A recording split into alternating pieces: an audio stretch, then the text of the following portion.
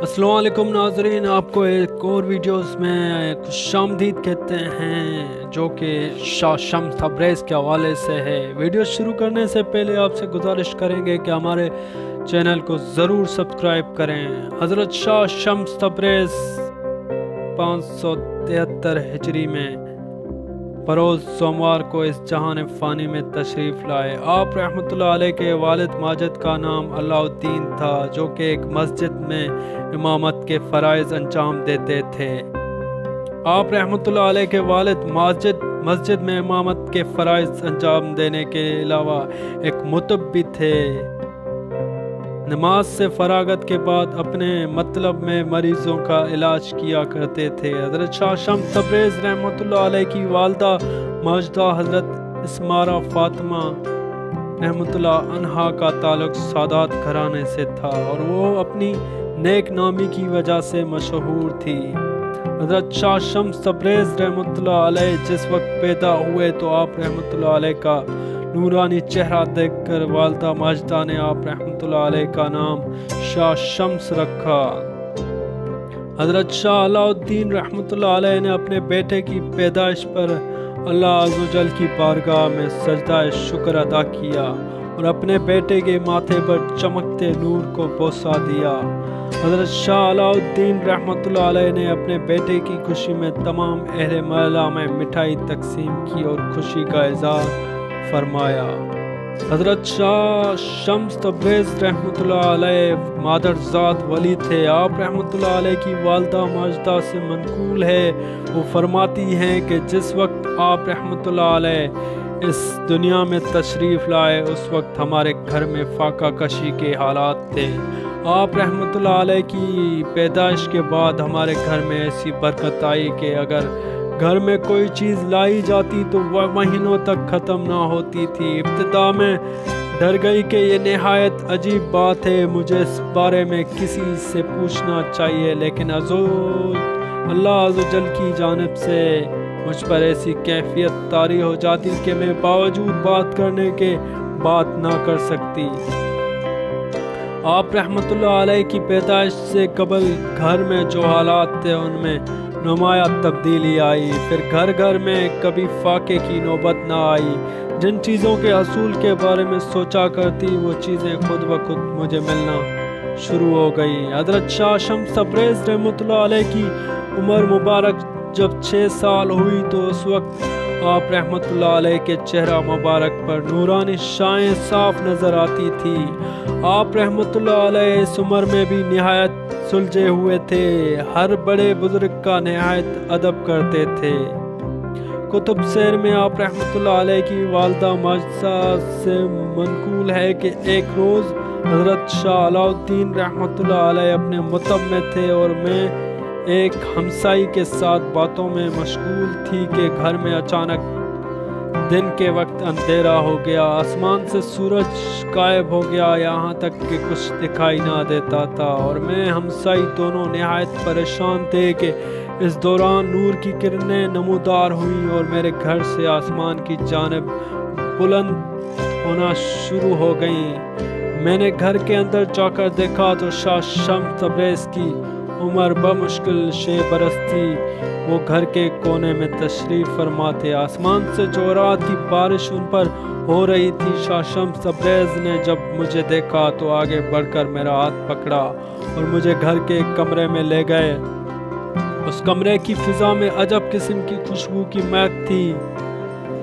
उस दौरान निदाए गैबी मुझे सुनाई दी कि ए सैयदा, शाह शम्स रहमतुल्लाह अलैह अल्लाह का दोस्त है और तू अपने बच्चे की हिफाजत करना, उसकी तरबियत में कोई कसर बाकी ना रखना, अल्लाह अज़्ज़ व जल तुझे उसका अजर देगा।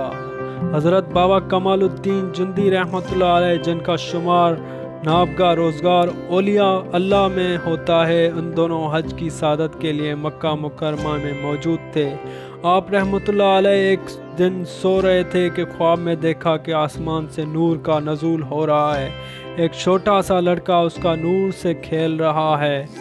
आप रहमतुल्लाह अलैह ने उस लड़के की शक्ल ज़हन नशीन कर ली और हज की सादत के बाद उस लड़के की तलाश शुरू कर दी। یہاں تک کہ ان کی ملاقات حضرت شمس تبریز رحمۃ اللہ سے ہو گئی۔ حضرت بابا کمال جندی رحمۃ اللہ علیہ نے آپ رحمۃ اللہ علیہ کو بے اختیار گلے سے لگا لیا۔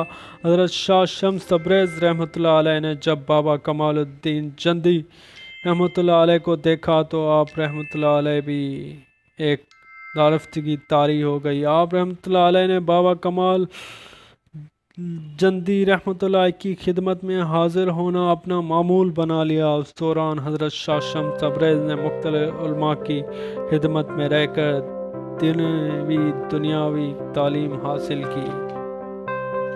حضرت بابا کمال الدین جندی رحمۃ اللہ علیہ نے جس وقت اپنی مسجد کی تعمیر شروع کی تو انہوں نے اپنے تمام شاگردوں کو مسجد کی تعمیر میں لگا دیا۔ حضرت شاہ شمس تبریز رحمۃ اللہ علیہ کے ذمہ مٹی ڈھونے کا کام تھا۔ ایک روز حضرت بابا کمال الدین جندی رحمۃ اللہ علیہ نے دیکھا کہ حضرت شاہ شمس تبریز رحمۃ اللہ علیہ سر پر مٹی دھو کر لا رہے ہیں۔ جب حضرت شاہ شمس تبریز رحمۃ اللہ علیہ کے نزدیک پہنچے تو مٹی کا وہ ٹوکرا ان کے سر سے 1 فٹ بلند تھا۔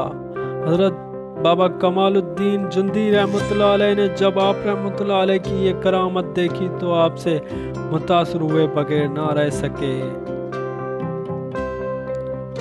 حضرت بابا کمال الدین جندی رحمۃ اللہ علیہ کی جانب سے اجازت ملنے کے بعد آپ رحمۃ اللہ علیہ فوراً سفر کی تیاریاں شروع کر دیں۔ روم ہوئے اور کونیا پہنچنے کے بعد آپ رحمۃ اللہ علیہ نے مولانا روم رحمۃ اللہ علیہ کی تلاش شروع کر دی۔ آپ رحمۃ اللہ علیہ کو معلوم ہوا کہ مولانا روم رحمۃ اللہ علیہ کونیا کے ایک بڑی مسجد کے امام اور عالم دین ہیں۔ ان سے ملنے والوں کا ایک ہجوم ہوتا ہے، اس لیے ان سے فی الفور ملاقات ممکن نہیں ہے۔ آپ رحمۃ اللہ علیہ نے فی الحال مولانا روم سے ملاقات کا ادراک دور کر دیا اور اپنے لیے کسی رہائش کی تلاش شروع کر دی۔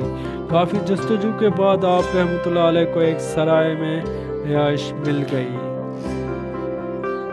حضرت شاہ شمس تبریز رحمۃ اللہ علیہ مولانا روم کی دعوت پر ان کی مسجد تشریف لائے۔ جس وقت حضرت شاہ شمس تبریز رحمۃ اللہ علیہ مسجد میں پہنچے اس وقت مولانا روم رحمۃ اللہ علیہ صبح معمول اپنی کتاب کے ساتھ مکتب موجود تھے۔ حضرت شاہ شمس تبریز نے مولانا روم رحمۃ اللہ علیہ سے دریافت کیا کہ آپ رحمۃ اللہ علیہ نے کتنی کتب تحریر فرمائی ہیں۔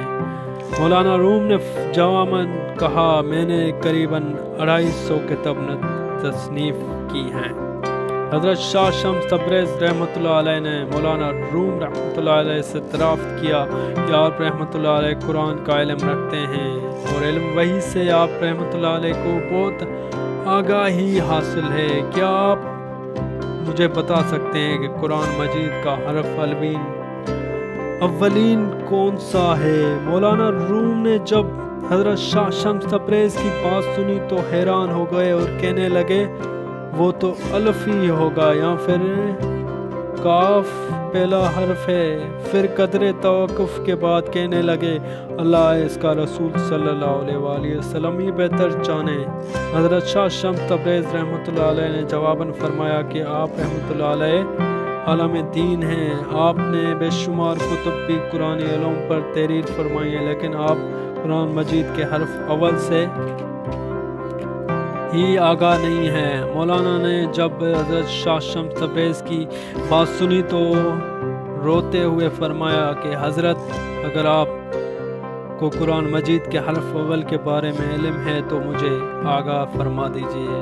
حضرت شاہ تبریز رحمۃ اللہ علیہ نے فرمایا کہ یہ فقیر تو تمہیں بتا ہی دے گا، لیکن تمہاری یہ لکھی ہوئی کتابیں کس کام کی ہوئی؟ یہ کہہ کر حضرت شاہ تبریز رحمۃ اللہ علیہ نے آپ رحمۃ اللہ علیہ کی تمام کتاب کو تالاب میں پھینک دیا۔ حضرت روم رحمۃ اللہ علیہ نے جب اپنے علوم کو یوں پانی میں بہتا دیکھا تو زار و قطار اس میں بھی ایک حکمت پوشیدہ۔ تو مولانا روم کہہ اٹھے کہ آپ نے کیا کر دیا، میرے سالوں کا علم آپ نے برباد کر دیا۔ تو حضرت شاہ شمس تبریز نے وہی کتابیں پانی کے تالاب سے باہر نکال کر ان کو ٹھپکی مار کر باہر رکھتا گیا اور وہ سوکھتی گئی۔